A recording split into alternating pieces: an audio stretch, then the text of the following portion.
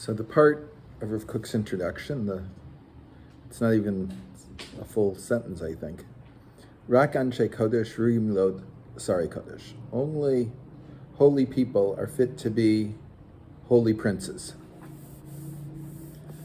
And we've been talking about what is religious literature, right? And it's not the subject matter that makes something religious literature, right? It is the outlook of the person that creates it. Just suppose in the Torah, Ancient Kodesh, community, or right? We'll be sure, you got it.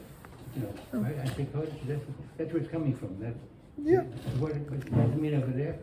I mean, same thing means over here, whatever Ancient Kodesh.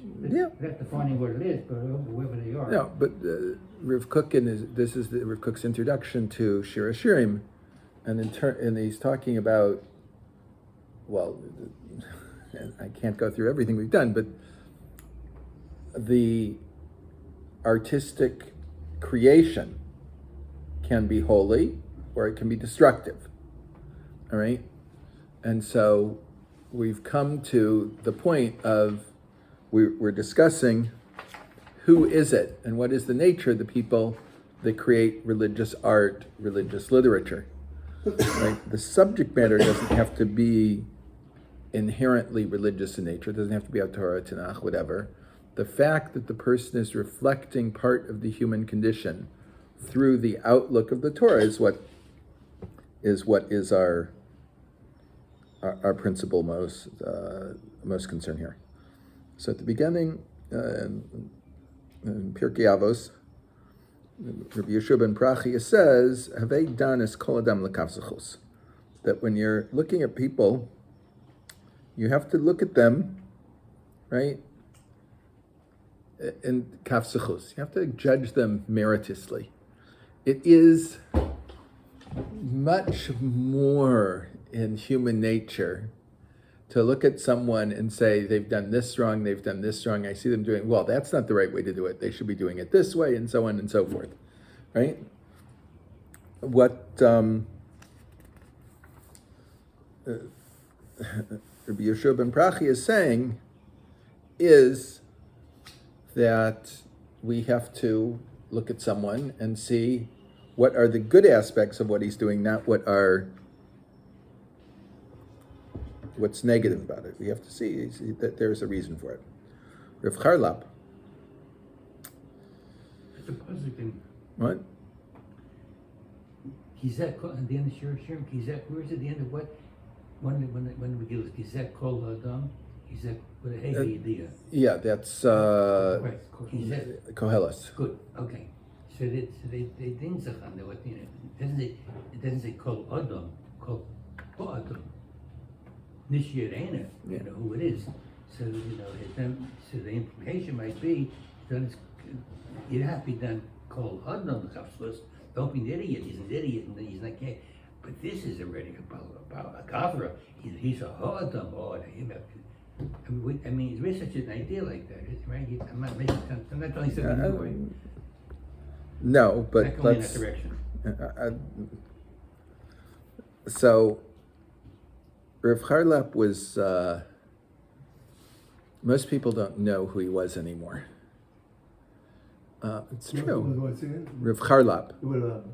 Most people don't know who he was. From what, Yeshiva University, no, right? No, that was his son. Son, sorry. Okay. Son was not the father. He was probably the closest Talmud of Rav Kook's. He was the second Rosh Yeshiva of Merkaz Harav. When Badat of Eda Charedis broke off from the Rabbanut, they offered him the position of the head of Badatz, even though he was a Talmud of Rav Kook's. But it's a whole long story about that, but that's not for it. He has two sets of Sfarim. Beis Zavul, which is on Halacha, and Mrom, which is on Hashkafa. It's like, I don't know how many volumes, a lot of volumes, like 20 volumes.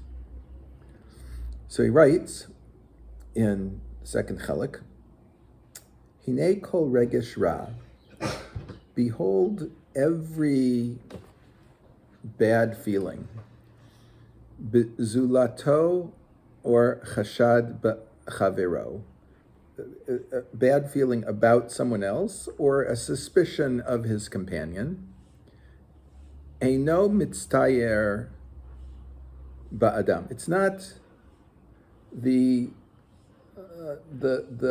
image of a man. זולת באותו הרעות הפגמים שהוא עצמו לקוי בהם, except for those things in which he himself is struck with, right? Or legamre, or b'miktsas, either completely or partially, meaning you see bad things in other people and those things that you yourself have problems with. It's very Hasidish thought. People are a mirror.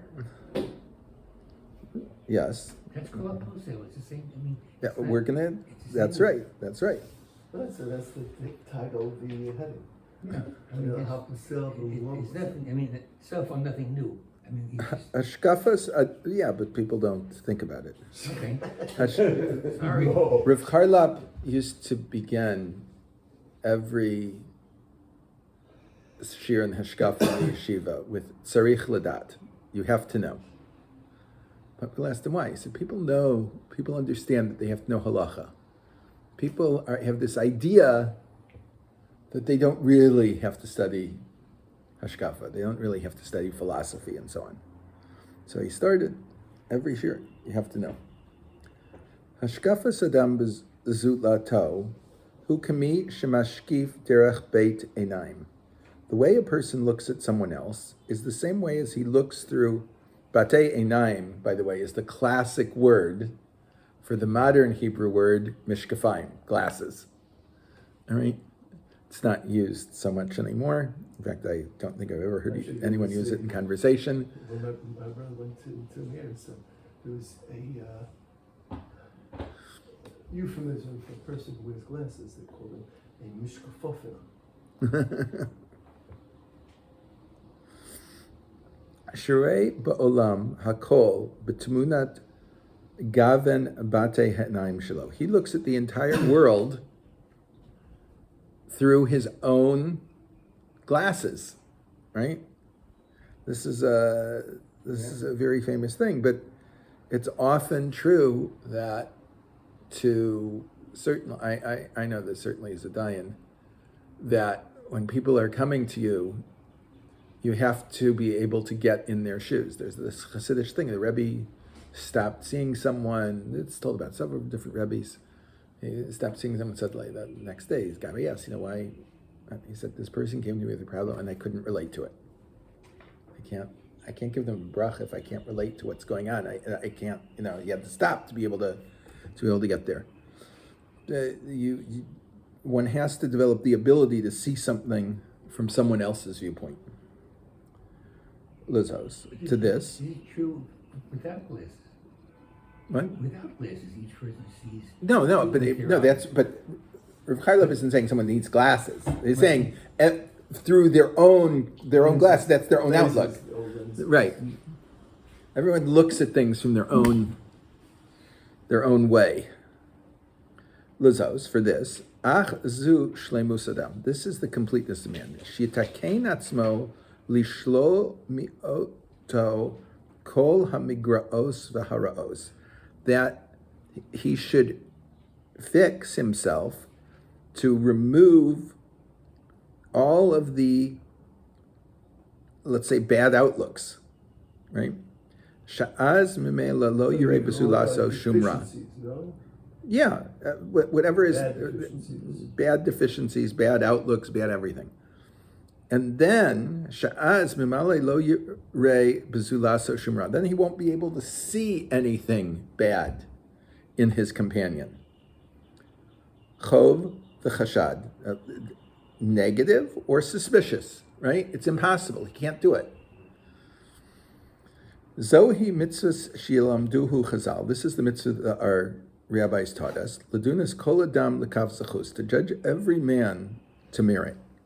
Shishtadel lahagia lemadrega kazu, one should work on himself to get to this level. Shirei rak zechus velo chova, he should only see in other people merit, tova velo ra'a, good and not bad. Right? Why is that a goal? I mean, why is that a goal? Is that part of the Afleel Kamocha? I mean, what if you don't have that? You can't fulfill Afleel Kamocha if you have if you see bad things about people. It's certainly true. I wouldn't say it's impossible, but it's extremely difficult to fill V'ahavta l'recha kamocha. But besides that, we're going to get to it. That the Gemara says, "V'kol posel pasul." Anyone that says someone is posel, right? He himself is pasul, right? And bommomo posel, with the same thing, meaning it really points out a lack. And the easiest way for us to see the lacks in ourselves is when we see someone else with a problem, right? Right. I mean, that means I've got that problem. Yeah. So if I can get myself to the point where I can't see anything negative in anyone, right? That means I've gotten rid of all of my problems, right? The way we look at others is a reflection of what we are, right? So if I see problems, there's this problem, there's this problem, there's this problem, there's this problem, that means I personally, in completely or in part, as Rav Karlov have all of those problems and issues. So it should be a little hakaras tov to the person who brought that out in you, because you may not realize you have that problem until I realize that problem he has is bothering me a lot. That's the message. But if not for him, who said you think that could be? But if you've worked on yourself so you don't have that issue anymore, you'll never see it in him. You know? So when the guy's stealing from you, and then you notice that he's stealing from you, does that mean that you know you're not a kana?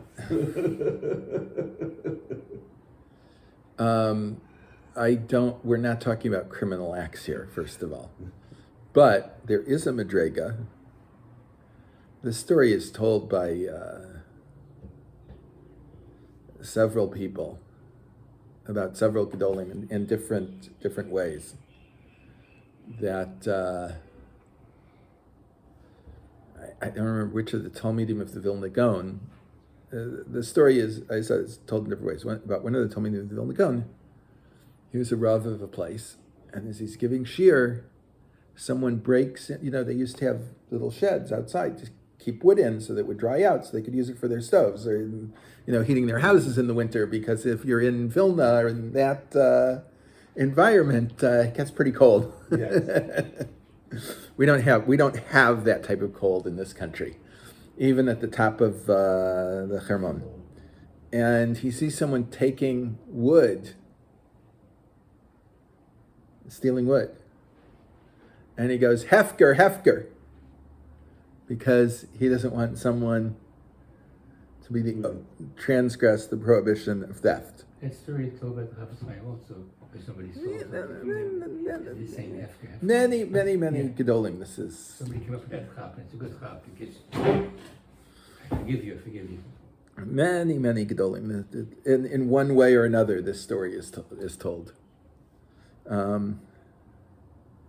One of the great Rabbanim in Germany, they bring someone in the house to feed him, and when he leaves, the Rebbitzin sees that something valuable is missing. And the Rav runs after him, and when he comes back, the Rebbitzin said, "Do you get it back?" He said, "No, I wanted to make sure he knew how much it was worth, so when he sold it, he would get the right."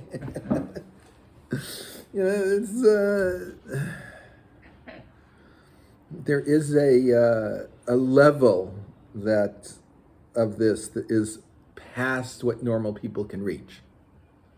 See, in that case, he understands that for some reason he's not meant to have it.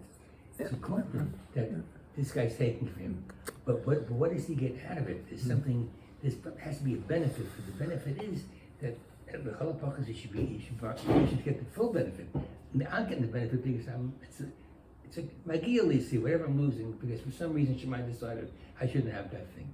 There's You should, for many years after Kook passed away, he owned a gold menorah, and it was on display in the entranceway to Merkaz Harav. And at some point, someone stole it. And the joke is in Merkaz Harav that is a large, heavy menorah. That one of the Talmidim saw it and he said, "Here, let me help you with that." But this Madrega, right? When Chazal say "HaPosel במומו פוסל," right? I mean, the Gemara is longer than that, but that idea, we can use our outlook looking at someone else, right, as the mirror to identify our problems, right? And when we can make it so that when we see a problem, we look at ourselves to find and define the problem and see how we can work it out of ourselves, right?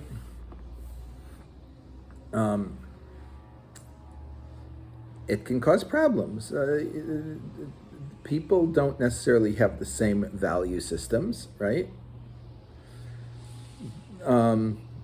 Especially today, we get sent into our houses through the internet all sorts of things that are not the correct hashkafata olam, the appropriate way to look at the world, right? So sometimes it can be appropriate.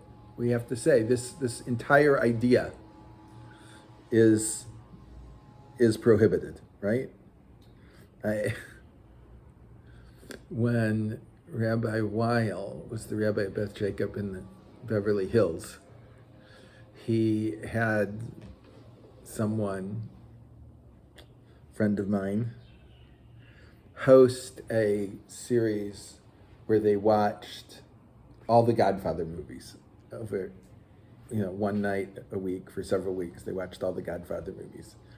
And he announced, this guy's a lawyer, he announced that he's going to explain to us with each movie what is usher and mutter. He didn't know that he was going to say this. He said, "This is ridiculous. What can I say about it? Everything you see in this movie is usher." Right? That's all. What?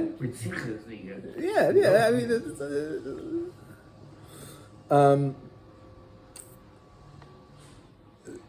so it's very important that the basis of how we look at people is kaf sechus, is what are they doing right? How is this working out? Getting to our next section, ksiva mitoch kedusha. Just like a person judges other people through his own personal outlook, right? That comes out of his own personality, right?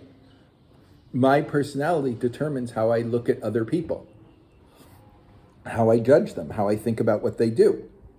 And by the way, this can be completely and totally wrong. Meaning, something may make me do something, but it might make someone else do the exact opposite thing because he's coming from a different place. And, there's a modern thing that I hate, which in Hebrew is known as shoot SMS. Where they have these places you can text them a shayla and they text you a response. And the problem is that halacha isn't solid, and it's not always the same depending upon the circumstances. I remember once talking to Mordechai Tendler, Rabbi Shashamish, and he said, when I was talking to him about this once, he said, there were times, he said when I was Shamish, my grandfather, that two people would come in within 5 minutes of each other and ask the exact same question and get diametrically opposed answers based upon who they were. Right? Rabbi Yeshua was able to look at each person in terms of who they are and figure out what it is. And often, there's a joke like that. The guy, witnessed that the Rav said about one person, Yeah. and the next person the opposite, and then he asked the Rav, in front of the Rav, you're also right, Doctor. You're right, but it's a judgment call. no, but this is very, very much true. I mean, it says al tadinas chavercha ad shetigia lemkomo, right? It doesn't say. It's normally translated, "Don't judge your friend until you stand in his place." That's not what it says. It says until you arrive at his place. To be able to judge someone else, you have to be able to have gone through everything that they've gone through to know what it is, right? If I haven't gone through the same things, it may not be the same test for me as it is for him. It's So it's not a mantra because you never achieve that. It's not achievable. It's Why you really, it's should not judge. that, well, in this case, I'm like him. No, you can impossible because one soldier who was involved in the American Army in the Second World War, involved with liberating concentration camps. He said one of his children married the children of survivors. And he said, I wonder whether my mechutanim have ever realized that I stand up whenever they walk in the room. And he said, every time I meet a Holocaust survivor, I always stand up when they walk in the room. Because what they went through, I can't fathom it. The fact that they survived and they went on and they built families and they did all these things, it's beyond what I can imagine. So yes, you can't do it, but you have to make some effort to be able to do something. So all Safrut Yisraelit, the true Israeli Jewish artwork of all kinds, literature, painting, sculpting, whatever it is, right? It has to come through the work, first of a Jew, but also one that has worked to sanctify their soul for this work, right? And nonetheless, still everyone has their own outlook. Two holy people can have a very, very different outlook, right? If you look, you can look at different gedolim. As much as Art Scroll wants to make every gadol into a carbon copy of another one, right? It's not true. They all have their own ways of looking at things, especially when you read any of Rav Maimon's Svarim on the stories of gedolim. He relates them to the Torah that these gedolim wrote, and so that these stories are examples of their Torah. And then you cannot say, as many Hasidim want to say, like you can tell any Rebbe story about any other Rebbe, right? It doesn't work. Once you understand who they were, their Mabat HaKedusha, their sanctified way of looking at it, at that point you can no longer say that it's all the same. The Gedolim are different, and they each have their own ways of looking at things. Rav Kook writes in Orot, Kol sofer she'eno amal lataher es midosav. Any author, artist, that does not work to purify his midos, his attributes, lezachech et masav et rayonotav, to purify his deeds and his ideas, his thoughts, Adju olamo hapnimi ba'atzmo malei ora, until his internal self is filled with light. Of course, everything with Rav Kook is light. There's a story with Bialik. He came out from talking with Rav Kook. He's in the courtyard of his house in Yafo.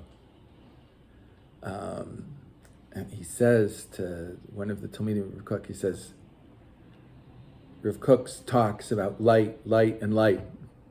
He said, and I don't see any light. Like it's something you have to work on. Vashleimus hapnimis murgeshes betocho. And his internal completeness is felt within him, yachad im hadaga lahashlim es hachaser, along with the concern to complete that which is missing. Right? Rav Kook wrote in a letter once, Rak hadomem shalem, right? Only an inanimate object can be complete, and right? Because a non-inanimate object is always growing and changing. It can never be full. It can never be finished. V'lahamlei anava muzeges begvura uveshalvat-rוח. Yeah, Rav Kook is sometimes almost impossible to understand and translate. He's filled with humbleness, and that is poured up with strength and a calm spirit. Meaning, what? It's not poured. Second is Mixed. mixed. So his Modesty is mixed with strength and peace of spirit. Calmness of spirit. yeah. Yeah. But he has, there is a mix of things going on here. It's not a solid element. Right. Im hisorurus sichlis, along with an awakening of the seichel, of the thought process, v'rigshis, and its emotion, chazaka la'ativ lahaskil es atzmo, and his strength, his emotion is strong to improve and basically to understand himself. V'chafetz niskav, and his elevated desire, lamod mrom hatahara v'akdusha ha'atzilis, is to stand at the height, the apex of sanctity and purity. Kozman she'eno omed b'mamad kazo, as long as he's not standing there, lo yuchal likarei sofer be'emet. He can never be a true artist. Meaning, to have the ideal ability to express what is in the innermost soul in a pure way, he has to get to this level. Now, very, very few people can get there. But that's the struggle that an artist has. I was reading a book about painting where it said there were almost no artists, great artists, that were ever happy. Right? Because they all had this inner struggle within them of, where am I trying to go? What am I trying to do with this? And we will leave it here and start the next shir next time.